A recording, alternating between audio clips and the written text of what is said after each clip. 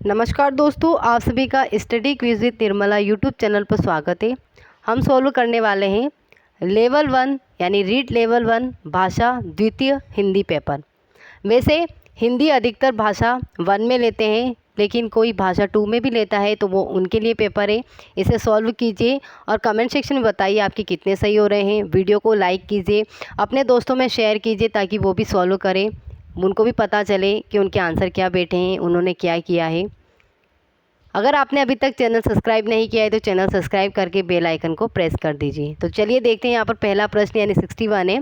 जिस वाक्य में किसी काम या बात का होना पाया जाता वह है, तो वह होता है विधानवाचक वाक्य, यानी यहाँ पर बी सही हो जाएगा। नेक्स्ट है कारक को प्रकट करने के लिए प्रयुक्त किया जाने वाला चिन्ह कहलाता है, तो परसर्ग कहलाता है। राइट आंसर रहेगा सी। नेक्स्ट है किसी के कहे कथन या वाक्य को या रचना के अंश को ज्यों का त्यों प्रस्तुत करने के लिए जिस विराम चिन्ह का प्रयोग किया जाता है उसे कहते हैं हम उद्धरण चिन्ह। राइट आंसर रहेगा बी। अर्थ के आधार पर वाक्य के भेद कितने होते हैं? 8। राइट आंसर रहेगा सी 8। रचना के आधार पर होते हैं 3।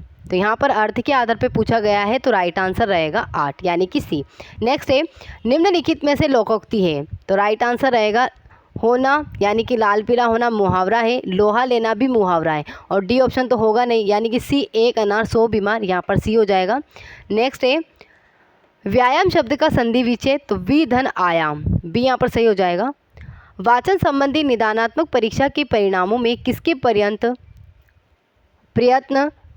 महत्वपूर्ण रहे हैं? तो ये रहे थे डॉक्टर प्रेसी के प्रयत्न। राइट आंसर रहेगा ए। नेक्स्ट है वाचन की निदानात्मक परीक्षा में यांत्रिक यथार्थता को मापने के लिए बेलार्ड की परीक्षा में कितने सामान्य शब्द हैं जिनको पढ़ने के लिए 1 मिनट का समय निर्धारित किया जाता है? तो यहाँ पे राइट आंसर रहेगा ए 158। फिर भी आपको अगर इस क्वेश्चन में डाउट है 68 में तो आप कमेंट ज़रूर कीजिए। नेक्स्ट है लिखने की शिक्षण विधि में पेस्टालॉजी विधि है, तो इसमें क्या होता है? पेस्टालॉजी में वर्णों के छोटे छोटे खंड कर दिए जाते हैं और उन खंडों का योग करना होता है। तो राइट आंसर रहेगा ए वर्णों के छोटे छोटे खंड होते हैं, उन खंडों का योग करना, यानी ए यहाँ पर सही हो जाएगा। नेक्स्ट है संरचनात्मक उपागम से शिक्षण में F.G. फ्रेंच ने 3 सिद्धांत दिए हैं, ये क्रमशः है। राइट आंसर यहाँ पे ए रहेगा वाचन पर बल देना, भाषाई आदतों का विकास करना, छात्रों की क्रियाशीलता, तो यहाँ ए सही रहेगा। नेक्स्ट है इस विधि में अध्यापक स्वयं ही नाटक का वाचन करता है, किंतु यह वाचन वस्तुतः वाचिक अभिनय होता है और पात्रों के अनुकूल भाषा में उतार चढ़ाव आता रहता है। उपर्युक्त पंक्तियाँ नाटक शिक्षण की कौन सी प्रणाली के लिए कही गई है? तो राइट आंसर यहाँ पे हो जाएगा सी आदर्श नाटक प्रणाली, सी यहाँ पर से हो जाएगा आदर्श नाट्य प्रणाली। आजकल विद्यालयों में प्रयुक्त प्रोजेक्टर की व्यवस्था स्मार्ट कक्षा शिक्षण में सहायक है, तो ये दृश्य साधन के रूप में। राइट आंसर रहेगा बी। नेक्स्ट है 73 कक्षा में बालक के पिछड़ेपन का कारण है, तो ये होता है बालक के प्रारब्ध के कारण। जो बालक के शुरुआती कारण होते हैं उन्हीं की वजह से वो पिछड़ा हुआ रहता है, तो राइट आंसर रहेगा डी। नेक्स्ट है अच्छे मूल्यांकन की विशेषताएं, तो ए ऑप्शन यहाँ पे सही रहेगा वैधता, विश्वसनीयता, वस्तुनिष्ठता और व्यापकता। वीडियो को ज़्यादा से ज़्यादा शेयर कीजिए अपने दोस्तों में, लाइक ज़रूर कीजिए। 75 है प्राचीन काल में पाठ्य पुस्तक के लिए किस शब्द का प्रचलन था? वेद का, उपनिषद का, पुराण का या ग्रंथों का?